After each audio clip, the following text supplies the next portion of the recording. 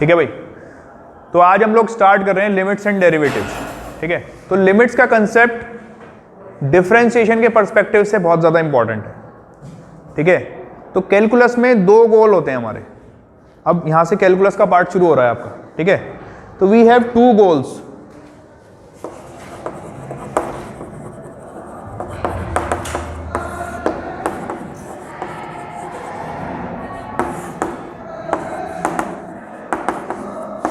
Limits.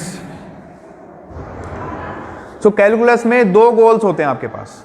ठीक है, एक तो निकालना होता है हमें स्लोप।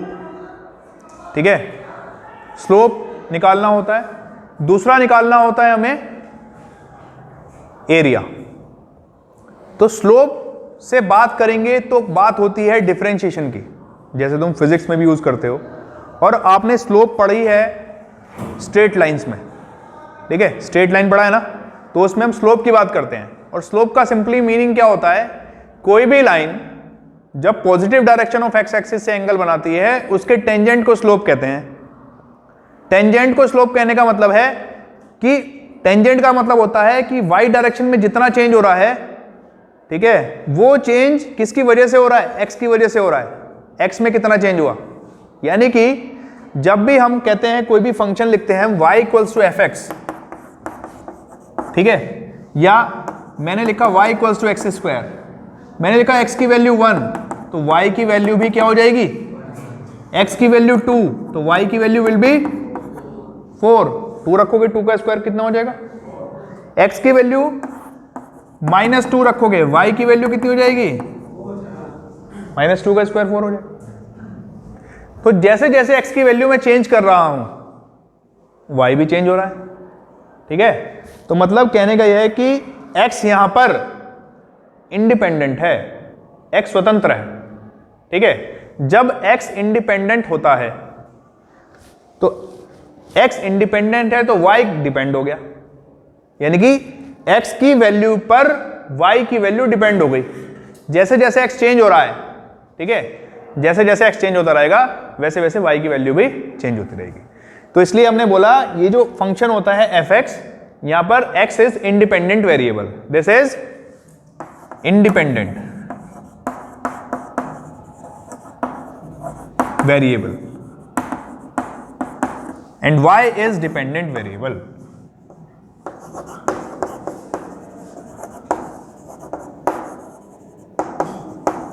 अब लिमिट्स की रिक्वायरमेंट क्यों पड़ी, क्यों पढ़ रहे लिमिट्स, ये समझना बहुत ज्यादा इंपॉर्टेंट है।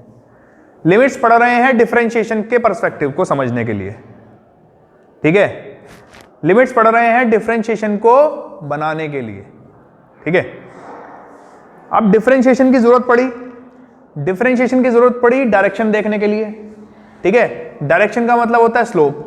ठीक, suppose mathematical point of view से अगर हम देखें, कोई एक हमारे पास कर्व है, दिस इज अ कर्व, ठीक है, और ये कर्व है y equals to x square का मान लेते हैं। ठीक है, और इस कर्व पे एक हम पॉइंट ले लेते हैं, this point is P point, और इस पॉइंट को मान लेते हैं 1,1, और इस पॉइंट पर हमें क्या निकालना है, एक टेंजेंट निकालनी है।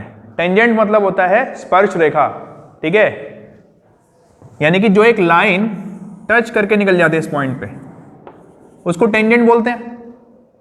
ठीक है, तो हमारा जो गोल है, जो हमें काम करना है इसमें, वो क्या करना है, इस टेंजेंट का इक्वेशन फाइंड करना है। We have to find the equation of this tangent. So tangent एक इंपॉर्टेंट चीज है, समझ लीजिए। टेंजेंट क्या होती है, एक लाइन होती है, लाइन ही तो है टेंजेंट। जब आप इलेक्ट्रोमैग्नेटिज्म पढ़ते हैं और जब आपने 10th क्लास में मैग्नेट के बारे में पढ़ा, तो मैग्नेट की डायरेक्शन कैसे देखते हैं, कंपास से। और कंपास क्या बनाता है, उस पर एक टेंजेंट बनाता है कि नहीं बनाता। ठीक है, यानी कि मैग्नेटिक लाइंस क्या है, कर्व बना रही हैं, और उस पे क्या है, एक पॉइंट पे हमने कंपास रखा और वो उसकी डायरेक्शन बता रहा है। जैसे जैसे हम उसके पास जा रहे हैं डायरेक्शन उसकी चेंज होती जा रही है। यहां पर टेंजेंट अलग होगी, यहां पर टेंजेंट का इक्वेशन अलग होगा, ये पॉइंट के हिसाब से टेंजेंट होगी। ठीक है, जैसे सर्कल की एक टेंजेंट निकालते हो, ठीक है, सर्कल की टेंजेंट निकाली है। ठीक है, आपने 10th क्लास में सर्कल पढ़ा तो उसमें टेंजेंट बनी सर्कल की। 11th क्लास में आपने मैथमेटिक्स पढ़ना शुरू किया, प्योर मैथमेटिक्स, और उसमें कर्व आ गए बहुत सारे, और उस कर्व के किसी भी एक पॉइंट पर आप टेंजेंट निकालने के लिए आ सकता है आपके लिए।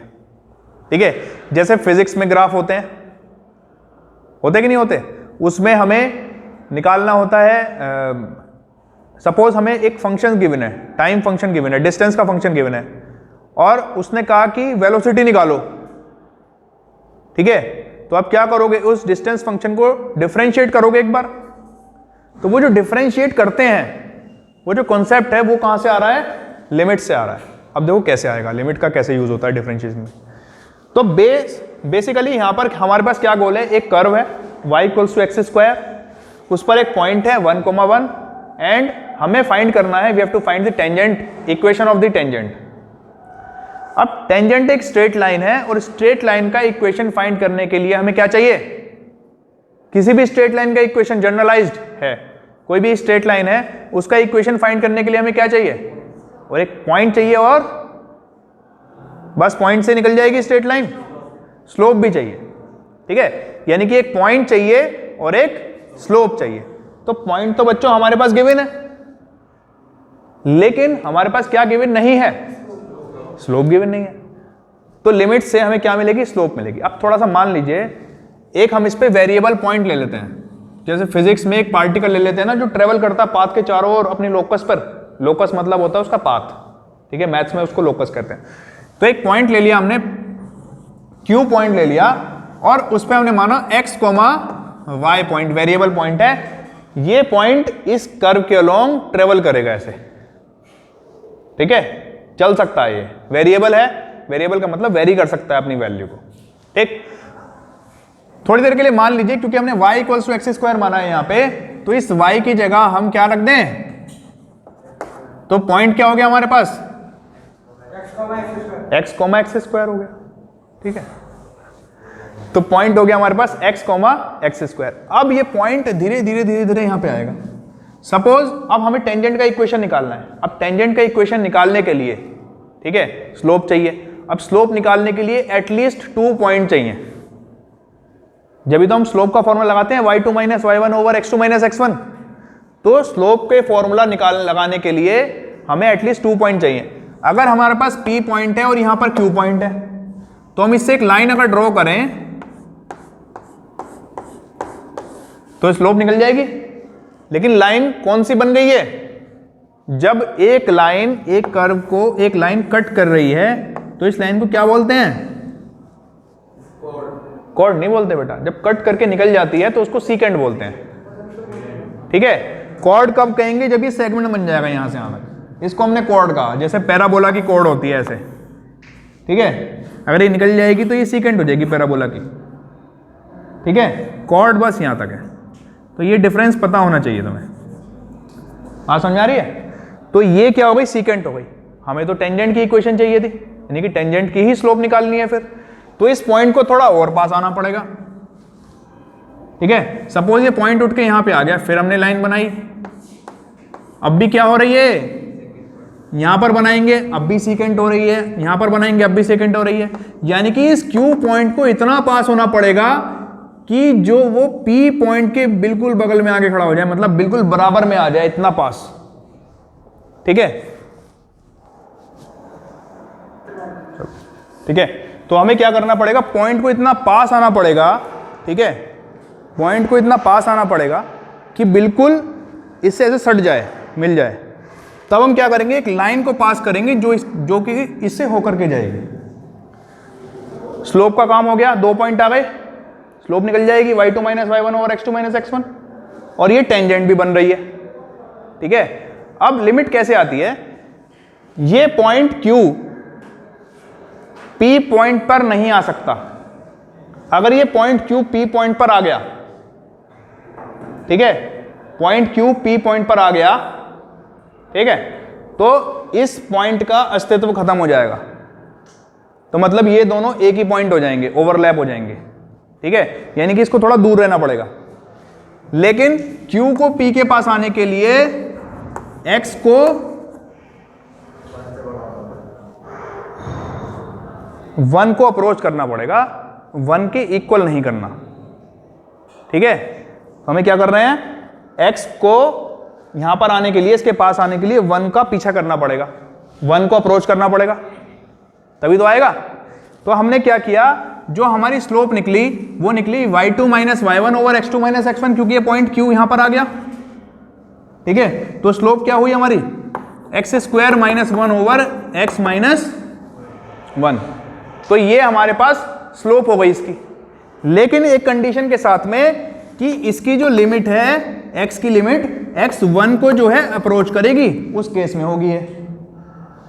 और साथ में ये भी जान लीजिए कि x की वैल्यू कभी भी 1 नहीं हो सकती। अगर x की वैल्यू 1 हो गई तो ये खत्म है क्वेश्चन, इसका अस्तित्व खत्म हो जाएगा। ठीक है, तो ये जो चीज हुई इसको हमने कहा dy by dx, this is called slope. ठीक है, this is called slope, keeping in mind that x can't be equals to 1। ये दिमाग में रखना पड़ेगा कि x 1 के इक्वल नहीं होगा। अब इसको सॉल्व कर लीजिए। ठीक है, अब इसको सॉल्व करेंगे तो क्या आएगा हमारे पास, लिमिट x टेंड्स टू 1, और इसमें यहां पर a square minus b square का फॉर्मूला। ठीक है, तो x माइनस 1 x प्लस 1 और x माइनस 1। यहां पर ये दिमाग में रखना पड़ेगा कि x 1 के इक्वल नहीं है, जब x 1 के इक्वल नहीं होगा तभी कटेगा ये, यानी कि x की वैल्यू 2 के लिए कटेगा, माइनस 2 के लिए कटेगा, 3 के लिए कटेगा, किसी के लिए भी कट जाएगा, 1 के लिए ये केस डिस्क्राइब्ड नहीं है। ठीक है, तो यहां पर आ गया x प्लस 1। अब क्या करेंगे, x की वैल्यू को यहां पर 1, क्योंकि x 1 को अप्रोच कर रहा है तो हम अप्रोक्सीमेट वैल्यू यानी कि 1 डाल सकते हैं, क्योंकि अभी हमारे जो डिस्टर्बिंग सिचुएशन थी वो यहां पर खत्म हो गई। ठीक, तो 1 की वैल्यू डालेंगे तो 1 प्लस 1 कितना हो जाएगा, तो हमने कहा कि पॉइंट 1,1 पर इस कर्व पे अगर हम टेंजेंट बनाएंगे तो उस टेंजेंट की स्लोप कितनी होगी, 2 हो गई, यानी कि इसको m कह दो या dy बाई dx कह दो, एक ही बात है। ठीक है, अब स्लोप आ गई, पॉइंट आ गया, now you can find the equation of line. ठीक है, इक्वेशन ऑफ लाइन कैसे, अब देखो एक पॉइंट है तुम्हारे पास 1,1, इसकी स्लोप है कितनी है, 2, इस पर एक पॉइंट मान लीजिए x, y। ठीक है, लोकस पॉइंट। ठीक है, तो y minus 1 over x minus 1, इन दोनों से जो स्लोप निकालेंगे वो इसके इक्वल रख देंगे, तो क्या आ जाएगा 2x माइनस 2, यानी कि 2x minus y plus 1 equals to 0। This would be the equation of tangent. समझ रहे हो, तो this is the concept of differentiation. ठीक है, जहां से कंसेप्ट निकल कर आया है, यानी कि लिमिट से कंसेप्ट निकल कर आया। अगर मैं इसी चीज को जनरलाइज कर दूं, इसी चीज को जनरलाइज कर दूं तो हमें और चीजें पता लगेंगी। इसको नोट कर लो पहले, फिर मैं आपको बताऊंगा। चलिए नेक्स्ट जो है, हम लोग डिफरेंशिएशन का फर्स्ट प्रिंसिपल वाला जो कंसेप्ट है वो हम लोग समझने वाले हैं। ठीक है, डिफरेंशिएशन का फर्स्ट प्रिंसिपल का कंसेप्ट। अब उस फर्स्ट प्रिंसिपल के कंसेप्ट को समझने के लिए, ठीक,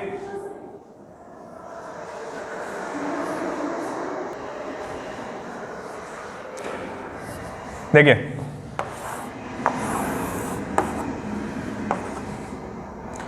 फिर वही अगेन एक कर्व ले लीजिए। ठीक है, एक कर्व ले लीजिए और इसको मानिए इस बार fx।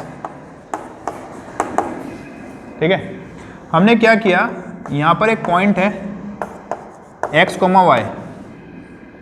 ठीक है, सेम इस पे टेंजेंट निकालनी है, और टेंजेंट निकालने के लिए हमें क्या निकालना है, स्लोप निकालना। तो मेन काम स्लोप निकालने का। ठीक है, तो यहां पर y इक्वल्स टू fx है।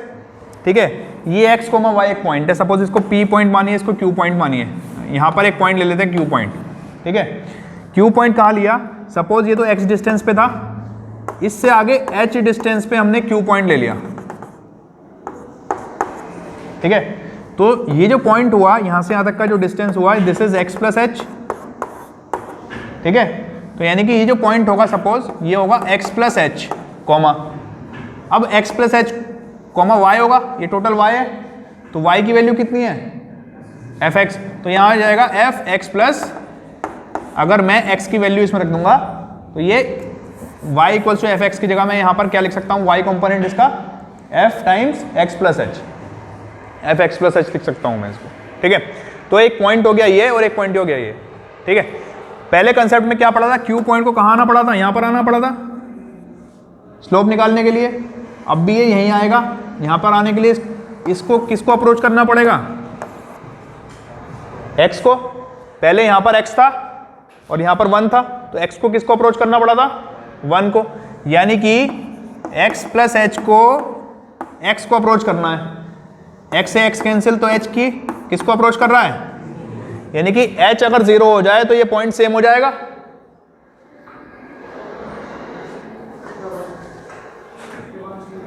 ठीक है, अगर ये 0 हो जाए तो ये पॉइंट हमारा क्या हो जाएगा, सेम हो जाएगा।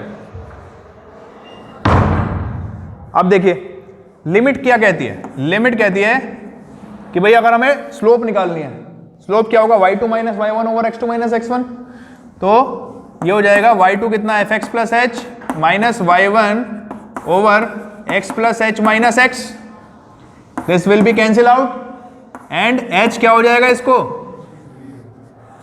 ये तभी होगा जब h की लिमिट, h किसको अप्रोच करेगा, तो ये क्या हो जाएगा, this is dy by d x, and इसको कहते हैं differentiation by first principle, limit h tends to 0 fx plus h minus fx over h।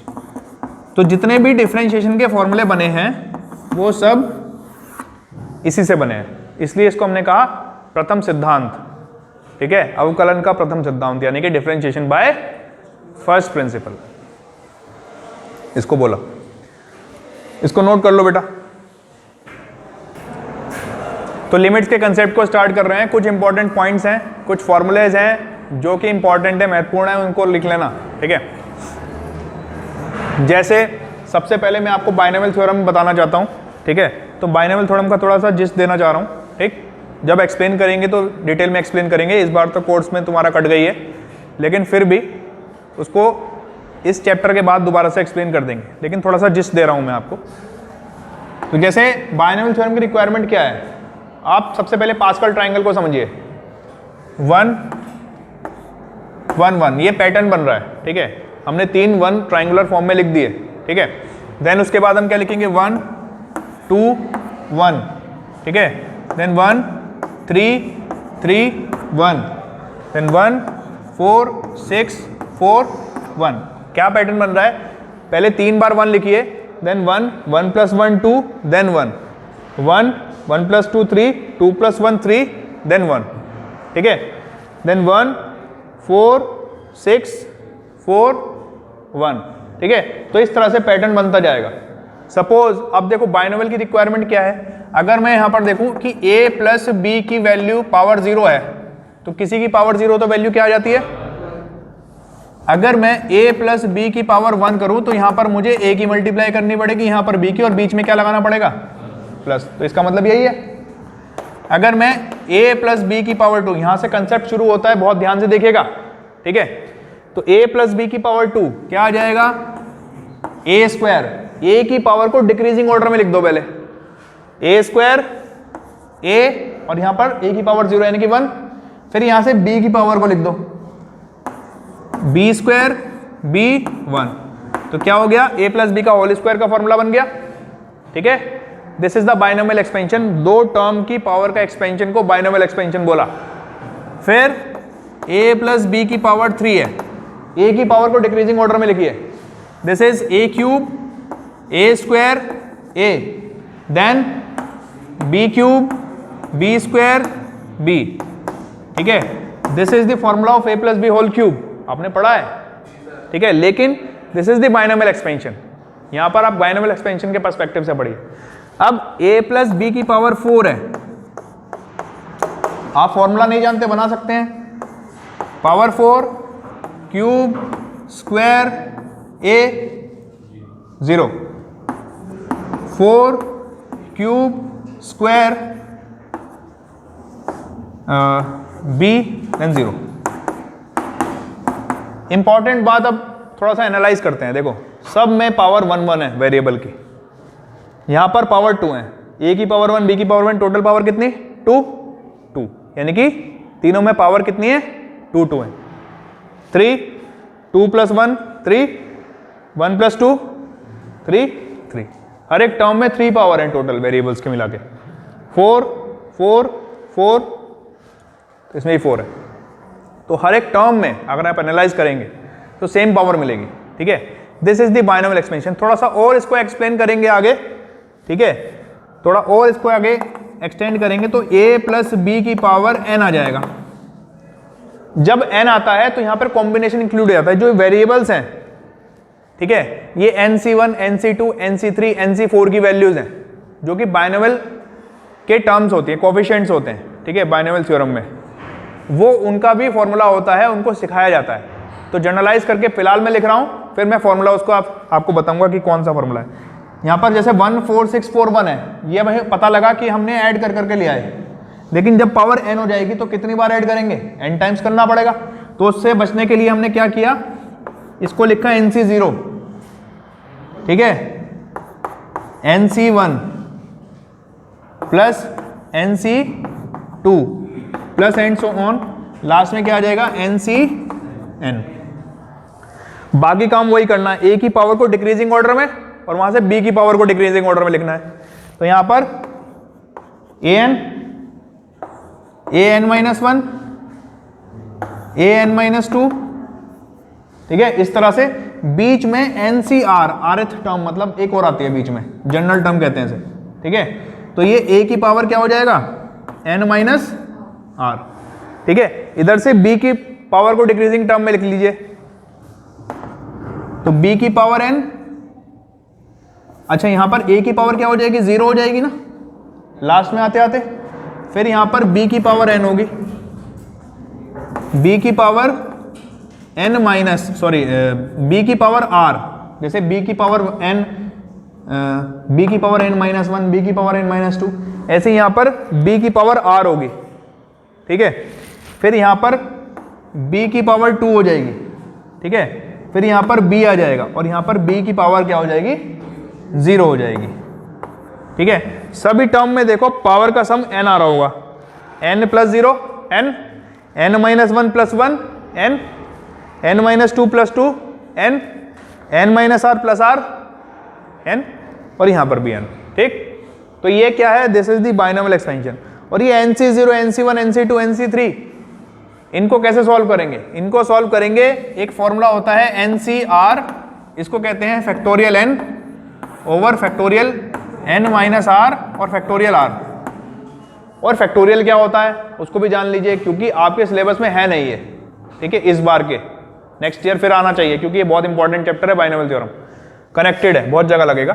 तो जैसे फैक्टोरियल 2 का, फैक्टोरियल 2 का मतलब है 2 इंटू 1, फैक्टोरियल 3 बोला तो 3 इंटू 2 इंटू 1। अच्छा, फैक्टोरियल का नोटेशन ये भी होता है, जैसे 2 के आगे एक्सक्लेमेटरी मार्क लगा दिया, ये लिखिए या ये लिखिए, 3 फैक्टोरियल लिखिए या फिर फैक्टोरियल 3 लिखिए, एक ही बात, ठीक है। ये फैक्टोरियल का सिंबल है, ठीक है। ऐसे ही यहां पर भी ऐसे लिख सकते हैं इसको, factorial n over factorial r और फैक्टोरियल n माइनस r, ठीक है। अब जैसे इस वाले फॉर्मूले को लगा करके हमें पता लगेगा कि जो पहले वाला जो कोफिशिएंट है, देखो सबका 1 1 है, इसका भी 1 होना चाहिए और लास्ट वाला भी 1 होना चाहिए, ठीक है। और सिमेट्री भी देखिए, अगर ये 3 है तो 1 2 1, ठीक है। फिर 1 3 3 1 4 है, तो फिर 1 4 6 और फिर से रिपीटेशन 4 6 1 4 6 4 1, ठीक है। इस तरह से मतलब आधी टर्म के कोफिशिएंट सेम होंगे और आधी के सेम होंगे। अगर सीरीज, अगर इसमें पावर 3 है तो टोटल नंबर ऑफ टर्म्स कितनी होंगी, 4 होंगी, 1 2 3 4, ठीक है। तो उसमें आधी के सेम होंगे कोफिशिएंट्स। अगर पावर इवन होगी तो टर्म्स ऑड होंगी, यानी कि टोटल नंबर ऑफ टर्म्स कितनी, तो इसमें एक मिडिल टर्म ऐसी होगी जो किसी से मैच नहीं करेगी, बाकी उससे पहले वाली सबसे मैच करेंगे। देखो 1 4 देन 6 मिडिल टर्म हो गई, 4 1, ठीक है। उसके बाद ऐसे ही अगर ये n की वैल्यू इवन है, ठीक है, n की वैल्यू इवन है तो इसमें एक ऐसी मिडिल टर्म होगी जो किसी से मैच नहीं करेगी। अगर n की वैल्यू ऑड है तो आधी टर्म और आधी टर्म के कोफिशिएंट्स मैच करेंगे। जैसे nc0 की वैल्यू ncn के इक्वल है, ठीक है, पहला और आखिरी है। ऐसे ही nc1 की वैल्यू यहां पर क्या आएगा, NC(n-1) आ जाएगा, उसके इक्वल होगी। ठीक है, तो ऐसे ऐसे सिमेट्रिकल चीजें चलती जाती हैं। बात समझ में आ रही है? अब इसको सॉल्व करने का तरीका, जैसे NC0 को मुझे सॉल्व करना है, ठीक है, या फिर फैक्टोरियल n को सॉल्व करना है। जैसे इसकी जगह r की जगह मैंने 0 लिया, तो मैं इस फॉर्मूले को यूज करूंगा, इसकी जगह लगाऊंगा फैक्टोरियल n, फैक्टोरियल 0। फैक्टोरियल 0 की वैल्यू भी कितनी होती है, 1 होती है। ठीक है, और यहां पर आ जाएगा n-0, तो फैक्टोरियल n ओवर फैक्टोरियल 0 की वैल्यू 1, फैक्टोरियल n, तो ये कैंसिल आउट होकर के क्या आ जाएगा, 1 आ जाएगा। तो NC0 की वैल्यू क्या हो गई, 1 हो गई। ठीक है, तो इस तरह से कोफिशिएंट्स आ गए। सपोज मुझे एक्सपेंड करनी है a प्लस बी की पावर 6 को, तो मैं इन कोफिशिएंट्स का यूज ना ही करूं तो ज्यादा अच्छा है। मैं क्या करूंगा, पास्कल ट्रायंगल बना लूंगा, उससे मुझे आसानी हो जाएगी। ठीक है, पावर 4 तक तो बन गई, फिर 1, 5, 10, 10, 5, देन 1। ठीक है, फिर एक और बार बना लो, तो उससे डायरेक्ट इन कोफिशिएंट्स की वैल्यू मुझे बिना इस फॉर्मूले को लगाए मिल जाएगी। ठीक है, यानी कि अगर तुम्हारे पास 10 तक भी टर्म है तो आप इस फॉर्मूले का यूज ना करें और डायरेक्ट आप पास्कल ट्रायंगल बनाएं और अपने उससे निकाल लें। अगर आपके पास ऐसा कुछ नहीं है, कुछ दूसरा सिनेरियो है, तब आप इस फॉर्मूले की तरफ जाएं, तब आप इसका यूज करें।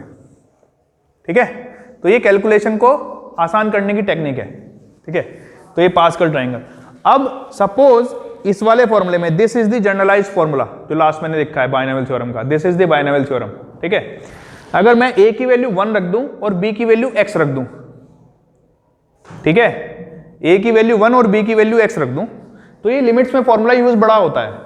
ठीक है, इसलिए बताया गया, इसको नोट कर लो बच्चे पहले। देखिए, अगर मैं इसमें a की वैल्यू 1 रख दूं और b की वैल्यू x रख दूं, यस, यहां पर तो 1 प्लस x की वैल्यू n, तो इधर क्या आ जाएगा, NC0, a की वैल्यू 1, b की वैल्यू x, यहां पर दोनों के दोनों x की पावर 0 कितना हो जाएगा, 1 हो जाएगा, और यहां 1 है ही, तो मतलब ये खाली NC0 रहेगा। NC1x, NC2x² plus and so on, NCnx to the power n, इस तरह से बन जाएगी ये सीरीज। ठीक है, इस पूरी इक्वेशन में a की वैल्यू 1 और b की वैल्यू x रख दी जाए, और अगर इसको भी खोल दिया जाए तो ये बनेगा 1। इसको खोलेंगे, इसको सॉल्व करेंगे तो n आएगा, nx, n-1 x² upon factorial 2। इसको खोलेंगे तो इसके नीचे कुछ नहीं है तो फैक्टोरियल 1। ठीक है, प्लस या फिर इसको ऐसे ही लिख दो खाली, ये भी चलेगा। ठीक, n-1 n-2 x³ upon factorial 3 plus and so on, इस तरह से ही चलता जाएगा। ठीक है, और लास्ट में ये खुल जाएगा, ये फिर 1 हो जाएगा। ठीक है, इसकी वैल्यू 1 हो जाएगी फिर से, तो यहां पर क्या आएगा, x की पावर n आ जाएगा। तो खैर इतना लिखने की जरूरत नहीं है, बस इसको हमें 2 या 3 या 4 टर्म तक याद रखने की जरूरत है, और ये सिमेट्रिकल है चीजें। 1 plus nx plus n-1 x² upon factorial 2 plus n-1 n-2 x³ upon factorial 3, यानी कि पहले वाले में तो n आया 1 n, फिर n-1, फिर n-1 n-2 x³, तो यहाँ स्क्वायर हो तो फैक्टोरियल 2, क्यूब है तो फैक्टोरियल 3। ये सिमेट्री है याद करने के लिए। ठीक है, तो इस तरह से आप लोग इसको याद कर सकते हैं। ठीक है, तो एक फॉर्मूला ये बड़ा लगता है, बहुत इंपॉर्टेंट है बाइनोमियल के टर्म्स में, इसको याद रखेंगे। दूसरी होती है हमारी एल्जेब्रिक आइडेंटिटीज। ठीक है, तो एल्जेब्रिक आइडेंटिटीज को याद रखेंगे, इसको नोट कर लो बेटा पहले, फिर एल्जेब्रिक आइडेंटिटीज बताऊंगा, वो भी नोट करना।